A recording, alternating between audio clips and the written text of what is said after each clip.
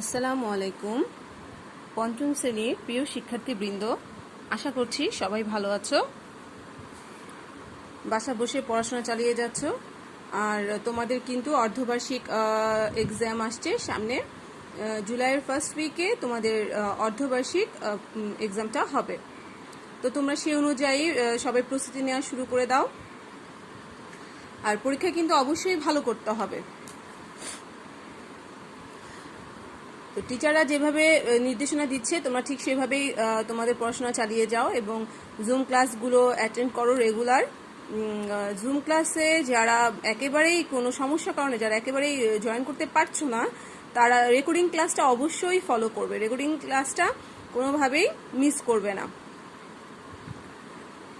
আচ্ছা, তাহলে চলো আমরা পড়াশোনায় যাচ্ছি। আমাদের কিন্তু সব অধ্যায় শেষ, আমাদের একটা অধ্যায় বাকি, আমাদের শুধু একটা অধ্যায় বাকি। আর আজকে আমাদের অধ্যায় 7 শেষ। অধ্যায় 7 থেকে আজকে আমরা কি দিব?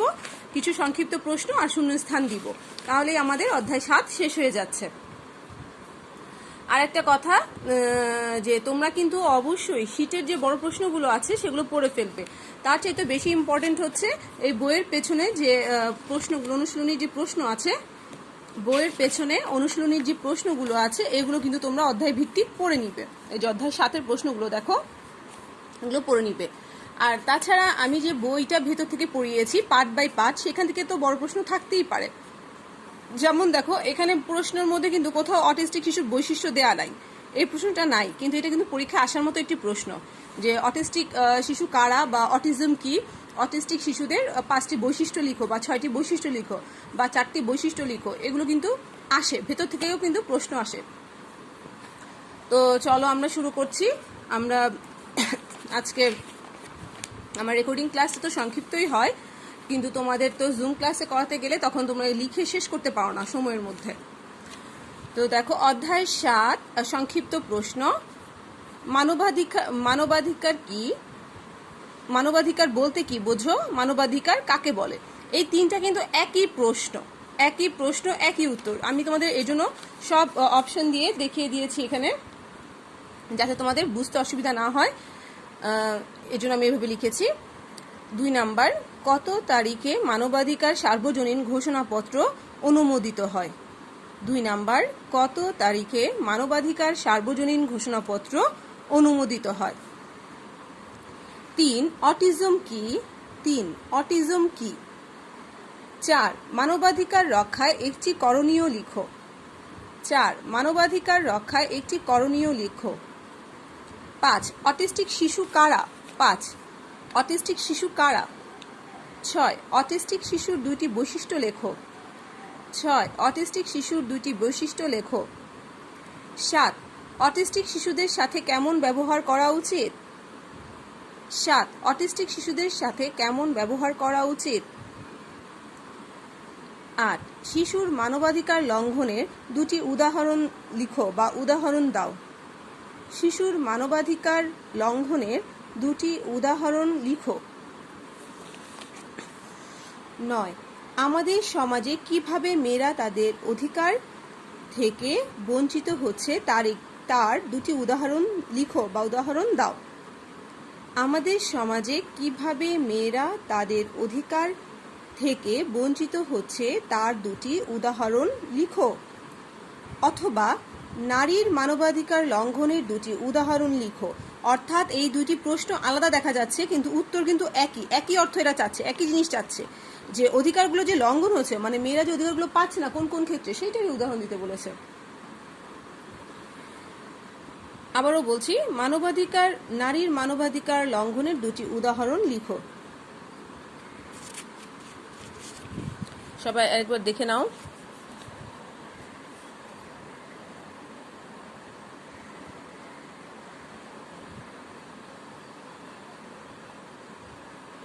আচ্ছা,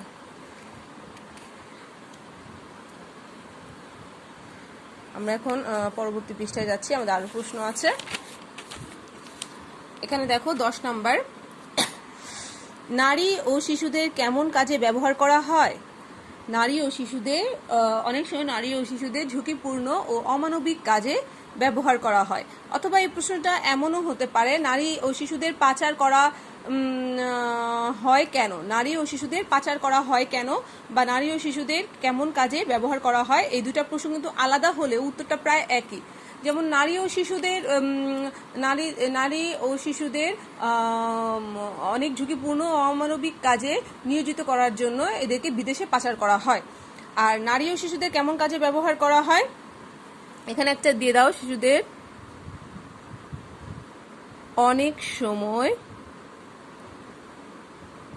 নারী ও শিশুদের অনেক সময় কেমন কাজে ব্যবহার করা হয়? দুইটার উত্তর একই। 11, বাড়িতে কাজে সহায়তাকারীরা কি পায় না? বাড়িতে কাজে সহায়তাকারী কি পায় না?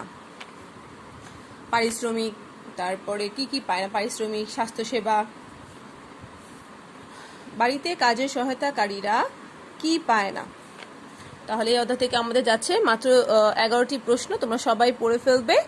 আর আমরা যখন পার্ট বাই পার্ট পড়েছি তখনই নিশ্চয়ই তোমাদের পড়া হয়ে গিয়েছে, তোমরা পড়া ফেলে রাখবে না, পরে পড়বো বলে রেখে দিবে না, প্রতিদিনের পড়া প্রতিদিন পড়ে ফেলবে। আচ্ছা, এখন শূন্যস্থানগুলো দেখে নাও। শূন্যস্থানগুলো দেখো। শূন্যস্থান এখানে কি আছে?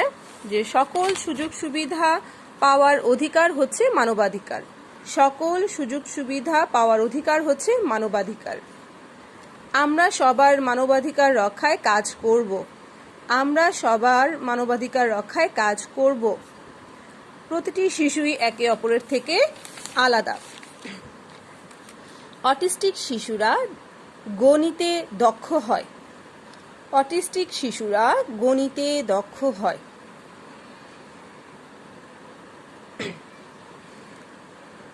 বাংলাদেশে 18 বছরের কম বয়সী শিশুদের শ্রম বেআইনি।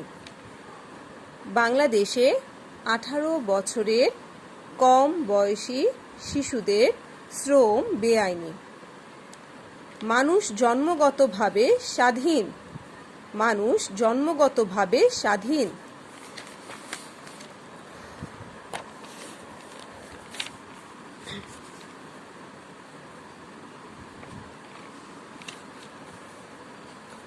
অটিস্টিক শিশু ড্যাশ সম্পূর্ণ সুস্থ। অটিস্টিক শিশু শারীরিকভাবে সম্পূর্ণ সুস্থ। আমাদের উচিত সবার সাথে মিলেমিশে থাকা। আমাদের উচিত সবার সাথে মিলেমিশে থাকা। অটিস্টিক শিশুরা ড্যাশ সমস্যায় আক্রান্ত। অটিস্টিক শিশুরা অটিজম সমস্যায় আক্রান্ত। মেয়েরা ছেলেদের মতো সমান পারিশ্রমিক, মেয়েরা ছেলেদের মতো ড্যাশ সমান সুযোগ পায় না চাকরির ক্ষেত্রে। এটা একটু দেখে নিতে হবে।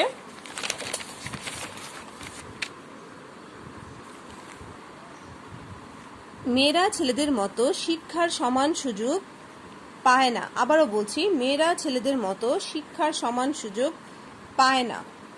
11, কাজের ক্ষেত্রে মেয়েরা ছেলেদের মতো সমান পারিশ্রমিক পায় না। কাজের ক্ষেত্রে মেয়েরা ছেলেদের মতো সমান পারিশ্রমিক পায় না। আচ্ছা, তোমরা সবাই একটু লিখে নাও এই পেজগুলো। আমি ক্যামেরাটি ধরছি। জুম ক্লাসে অনেকেই মিস করো, সবাই লিখতে পারো না, এই জন্য কিন্তু রেকর্ডিং ক্লাসটা ইম্পর্টেন্ট।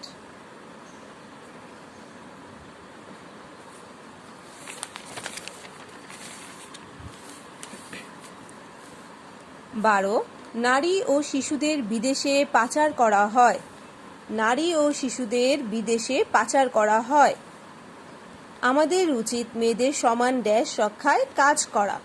আমাদের উচিত মেয়েদের সমান মানবাধিকার বা অধিকার রক্ষায় কাজ করা।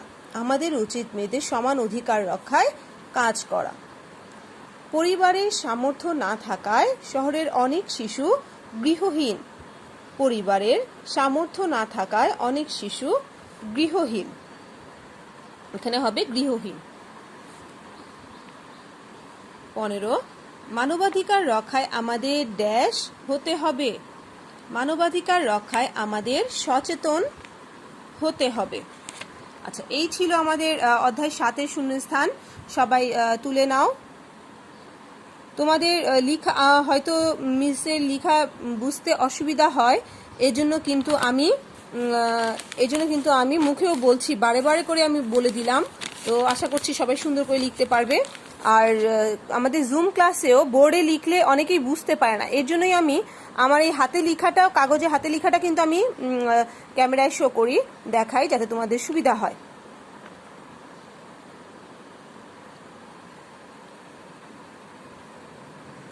আচ্ছা, তো আজকে আমাদের এতটুকুই পড়া ছিল। সবাই ভালো থাকবে, সুস্থ থাকবে। আর একটি কথা আরেকবার বলে নিচ্ছি যে আমি যে প্রশ্নগুলো এবং শূন্যস্থানগুলো দিচ্ছি, এগুলো পড়লেই যে পরীক্ষায় কমন পাবে তা কিন্তু নয়। এগুলো শুধুমাত্র একটা গাইড, মানে তোমাদের এখানে আমি কিছু নমুনা দিচ্ছি প্রশ্নে, যে এইভাবে প্রশ্ন হতে পারে। আর এগুলো একটু বেশি ইম্পর্টেন্ট, তো এগুলো একটু ভালো করে তোমরা পড়ে নিবে। আর তাছাড়া পার্ট বাই পার্ট বেশি ভালো করে রিডিং পড়বে। এক একটা পেজ মিনিমাম 10 বার করে তুমি যদি মনোযোগ দিয়ে রিডিং পড়ো, তাহলে কিন্তু তোমার আর কোনো প্রশ্ন মুখস্থ করতে একটু সময় লাগবে না। তো এই ছিল আমাদের আজকের ক্লাস। আজকে আমরা 27তম ক্লাস শেষ করলাম। তো ভালো থাকবে সবাই। আল্লাহ হাফেজ, আসসালামু আলাইকুম।